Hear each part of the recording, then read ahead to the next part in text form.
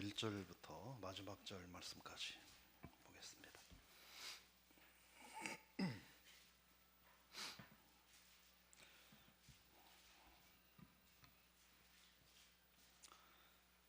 1절부터 마지막 절까지 우리 같이 함께 읽겠습니다. 너희 권능 있는 자들아, 영광과 능력을 여호와께 돌리고 돌릴지어다. 여호와께 그의 이름에 합당한 영광을 돌리며 거룩한 옷을 입고 여호와께 예배할지어다. 여호와의 소리가 물 위에 있도다. 영광의 하나님이 우레소리를 내시니 여호와는 많은 물 위에 계시도다. 여호와의 소리가 힘 있으며 여호와의 소리가 위엄차도다. 여호와의 소리가 백향목을 꺾으시며 여호와께서 레바논 백향목을 꺾어 부수시도다. 그 나무를 송아지같이 뛰게 하시며 레바논과 시련으로 들송아지같이 뛰게 하시도다. 화염을 가르시도다. 여호와의 소리가 광야를 진동하시며 여호와께서 가데스 광야를 진동시키시도다. 여호와의 소리가 암사슴을 낙태하게 하시고 삼림을 말갛게 벗기시니 그의 성전에서 그의 모든 것들이 말하기를 영광이라 하도다. 여호와께서 홍수 때에 좌정하셨으며 여호와께서 영원하도록 왕으로 좌정하시도다. 여호와께서 자기 백성에게 힘을 주시며 여호와께서 자기 백성에게 평강의 복을 주시리로다. 아멘. 할렐루야. 우리가 온라인으로 예배를 드리는 이점 중에 하나가 뭔가 보니까 지금 멀리 계시는데 온라인으로 예배를 참여하는 권사님들이 있어요. 손정숙 권사님이 지금 현재 참여하고 계시고, 그 다음에 이성자 권사님이 참여하고 계시고, 멀리서 교회 나오는 거는 쉽지는 않은데 온라인으로 함께 해주셔서 감사합니다. 그 외에 지금 이 시간에도 온라인으로 함께하는 모든 성도들에게도 하나님의 은혜가 함께할 수 있기를 주의 이름으로 축복합니다. 오늘 주일에 예배를 우리가 어떤 자세로 하나님께 예배를 드려야 되나 말씀을 드렸는데, 오늘도 우리가 하나님께 어떤 예배를 드려야 되고 우리가 그렇게 예배 드리는 하나님은 어떤 분이고 그 하나님께 우리가 어떻게 해야 되나 하는 내용들을 볼 수 있습니다. 1절에 보니까 너희 권능 있는 자들아, 영광과 능력을 여호와께 돌리고 돌릴지어다, 이렇게 말합니다. 권능 있는 자들아 라는 말은 누구를 의미하냐면 택함 받은 하나님의 자녀들아, 이런 말로 우리가 해석을 해볼 수 있습니다. 여러 가지 해석들을 하더라고요.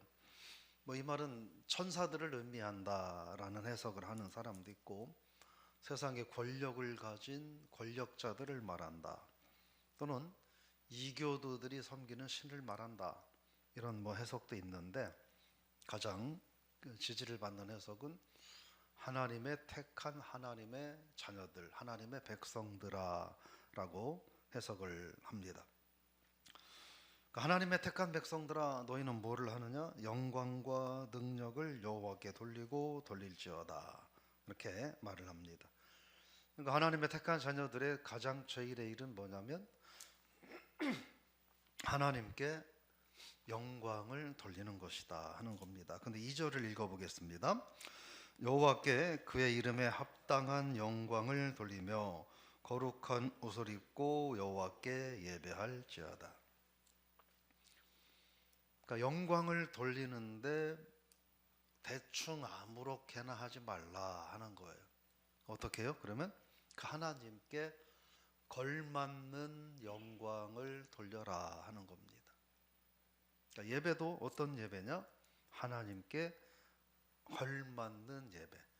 그럼 그 하나님이 어떤 분이냐? 하나님은 전능하시고 거룩하시고 영광스러운 하나님이기 때문에 그 하나님께 그에 걸맞는 예배를 드려라, 그렇게 말을 하는 것입니다.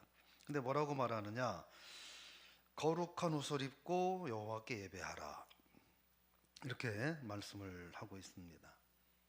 거룩한 옷이라고 하는 건 1차적으로 제사장들이 하나님 앞에 제사를 드릴 때 입는 예복, 말합니다. 그런 거룩한 옷을 입으라는 거예요. 그리고 하나님께 예배드리기 위하여 특별히 구별해서 드리는 예복. 요즘은 뭐 주일날 옛날보다, 그쵸? 우리 권사님들 뭐 이렇게 젊으셨을 때 이런 때보다 요즘은 옷들도 다 잘 입고 그렇게 하잖아요. 그래서 옛날에는 주일날 뭐 예배 드릴 때 입는 옷을 따로 구분해서 입는 경우도 있고, 제가 볼 때 우리 교회도 한두 분 정도는 이렇게 좀 이렇게 특별히 구분해서 이렇게 옷을 입으시는 것 같아요. 하나님께 예배 드릴 때도 뭐 그게 뭔 차이냐, 이 옷을 입으나 저 옷을 입으나 뭔 차이냐 그렇게 얘기할 수 있겠지만, 그냥 겉으로 보기에는 차이는 없지만 마음으로 하나님께 나아가는 자세가 다르다 하는 것입니다. 그래서 구별하여 하나님께 예배를 드려라, 그런 의미로 보시면 됩니다.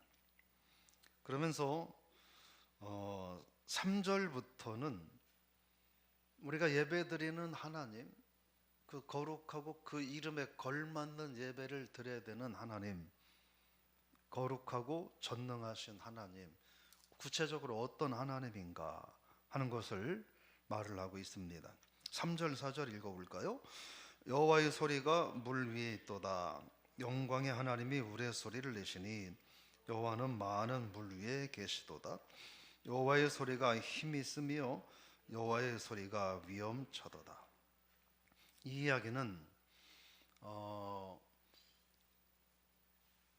폭풍우 속에서 울려 퍼지는 하나님의 뇌성. 그러니까 쉽게 얘기하면 뭐 그렇게 이해를 하면 가장 편하지 않을까요?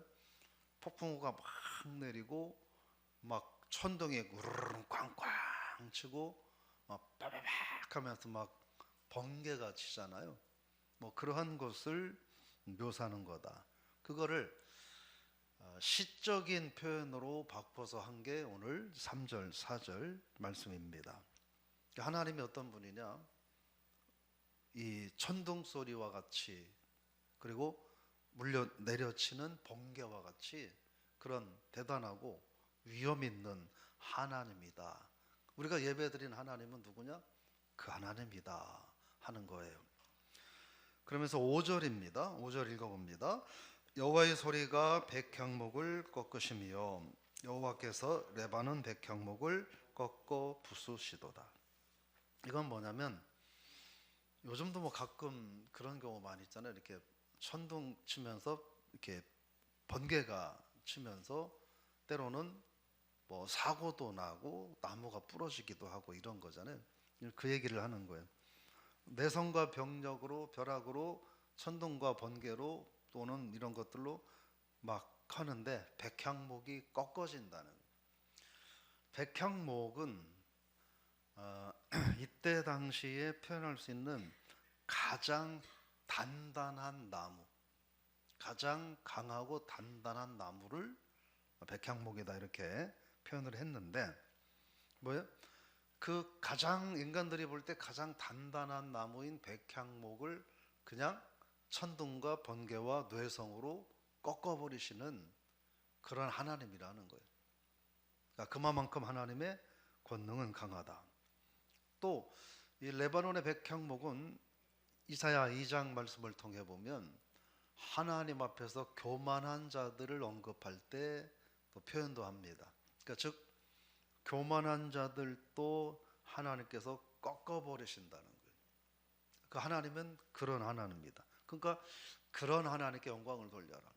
자연 속에서, 폭풍우 속에서 천둥을 내리시고 번개를 내리시고 우레를 내리시는 그런 하나님, 인간들이 볼 때 강하다고 여기는 그런 백향목도 꺾으시는 하나님, 교만한 인간들을 꺾어버리시는 하나님, 그 하나님을 찬양하라, 경배하라 하는 거예요.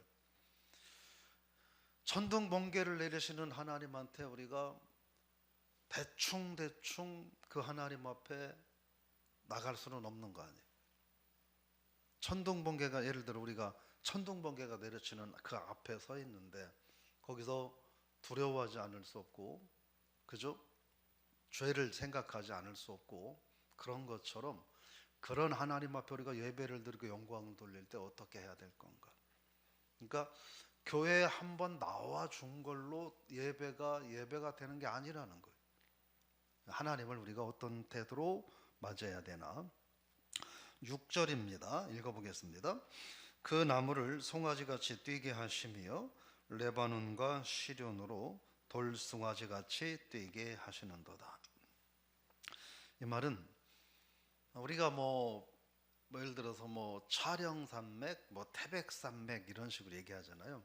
레바논 산맥이라고 하는 큰 산맥이 있는 거예요. 그리고 이번에 우리 성지순례 때 가봤잖아요. 헐몬산.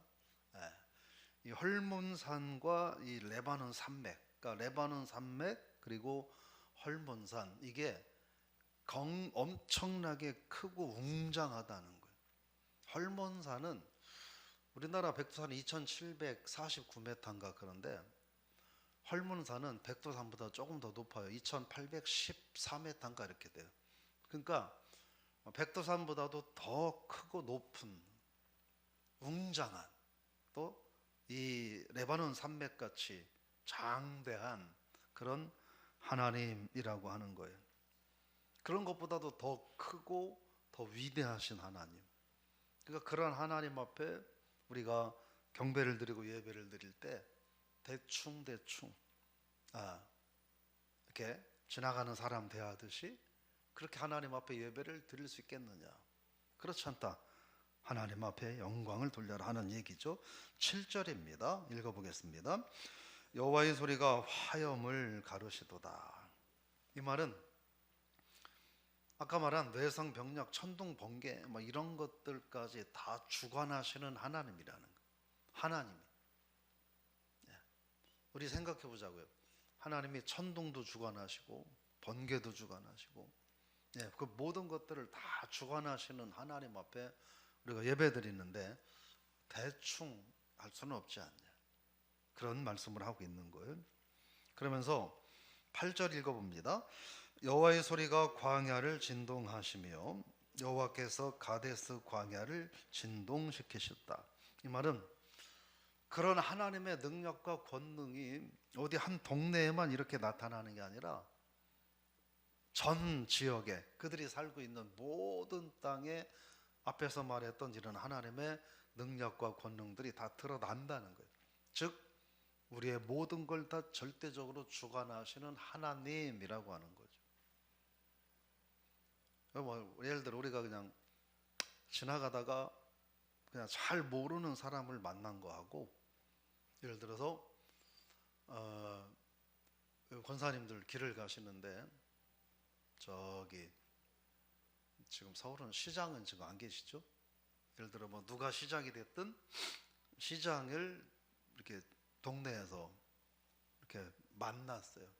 그럼 나 모르는 사람처럼 이렇게 대하나요? 아마 대하는 자세가 좀 달라질 거예요.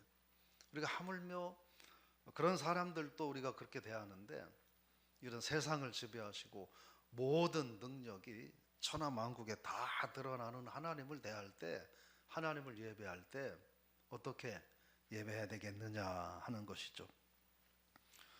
그러면서 9절 말씀입니다. 읽어볼까요? 여호와의 소리가 암사슴을 낙태하게 하시고 삼림을 말갛게 벗기시니 그의 성전에서 그의 모든 것들을 말하기를 영광이라 하도다. 이건 앞에서 말한 이 천둥과 번개 이런 소리에 암사슴이 그 새끼를 가지고 있는데 새끼를 잃어버린다는 거예요. 그래서 무슨 얘기냐면, 이거는 시적인 표현인데 암사슴은 연약한 사람을 의미한다, 이렇게 볼 수 있습니다. 그러니까 천둥과 번개 소리에 이 암사슴이 가지고 있는 새끼를 낙태를 한다는, 그건 뭐냐면 인간은 연약하기 때문에 하나님을 두려워하지 않을 수 없다는 거예요. 우리가 하나님 앞에 예배를 드리는 분은 누구냐? 그런 분이라는 거예요. 두려운 분이다. 위대하고 전능하신 분이라는 거예요.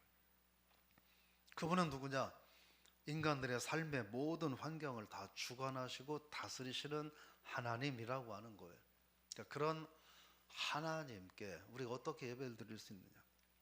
내가 기분 나쁘다고 그 하나님 앞에 예배 안 드리고, 내가 기분 좋다고 예배 드리고 이럴 수 있느냐는 거예요. 신앙생활 하면서 그렇게들 많이 신앙생활 하잖아요.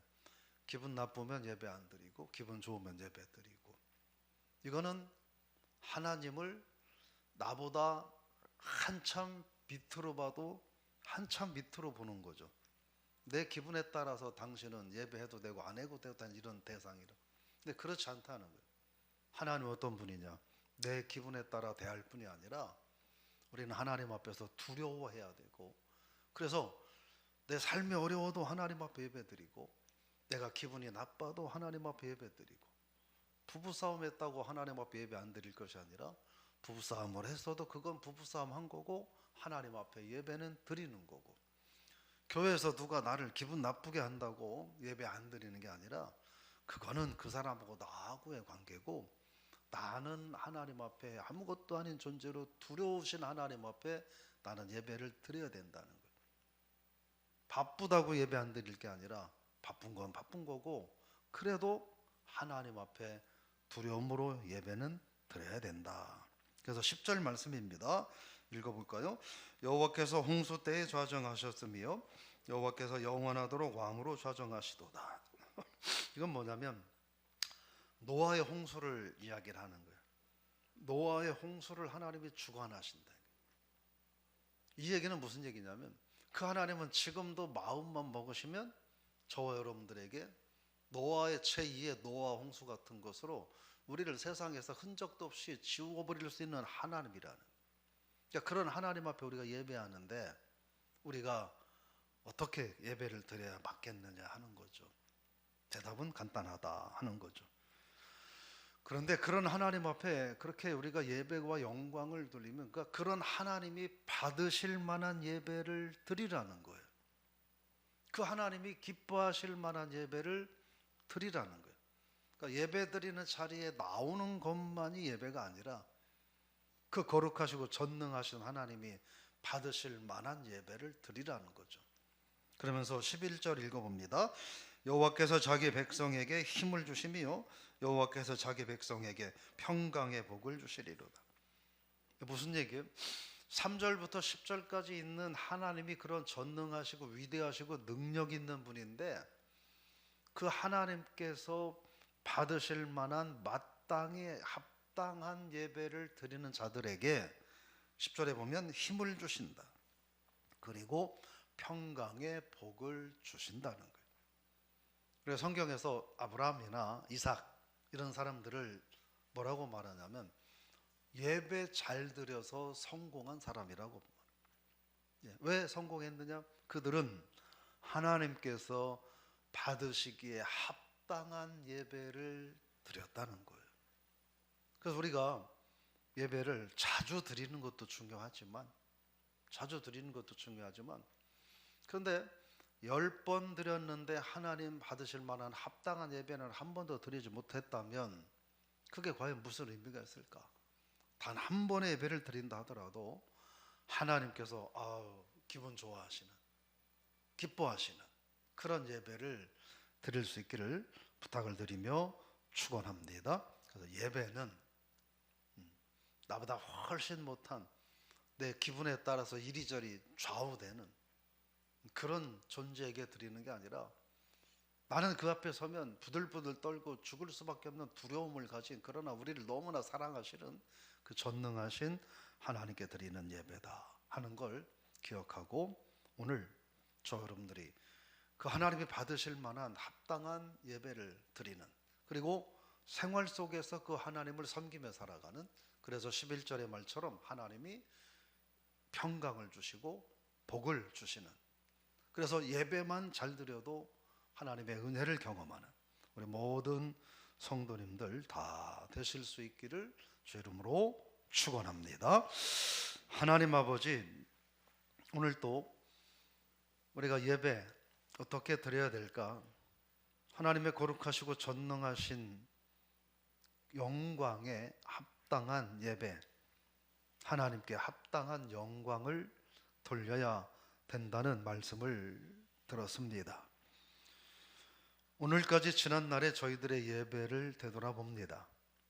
우리가 1년에도 수십 번 또는 수백 번의 예배를 하나님 앞에 드리는데 과연 그 예배가 하나님 기뻐하시고 전능하시고 거룩하시고 권능 있으신 하나님께서 받으실 만한 예배를 저희들이 드렸는지, 오늘 새벽 드리는 우리의 예배가 거룩하신 하나님께 합당한 예배를 드리는지 저희들 되돌아보기를 원합니다. 하나님 아버지, 단 한 번의 예배를 드린다 할지라도 하나님 기뻐 받으시고 하나님의 거룩하시고 위대하시고 전능하신 영광에 합당한 예배를 드리는 저희들 되게 하여 주옵소서. 하나님을 나보다 못한 자로 여기고 내가 나보다 못한 사람들에게 함부로 대하듯이 우리가 하나님께 드리는 예배도 그렇게 대하고 있지는 않는지, 기분 나쁘다고 예배 안 드리고 내 마음이 불편하다고 예배 안 드리고 이런저런 이유와 핑계로 예배를 참으로 하나님을 무시하는 태도로 우리가 예배 생활을 하고 있지는 않은지 되돌아보게 하시고 오늘 말씀을 통하여 우리가 우리의 예배가 달라지는 그런 복된 신앙인들 다 되게 하여 주시옵소서. 예수님의 이름으로 기도드리옵나이다. 아멘.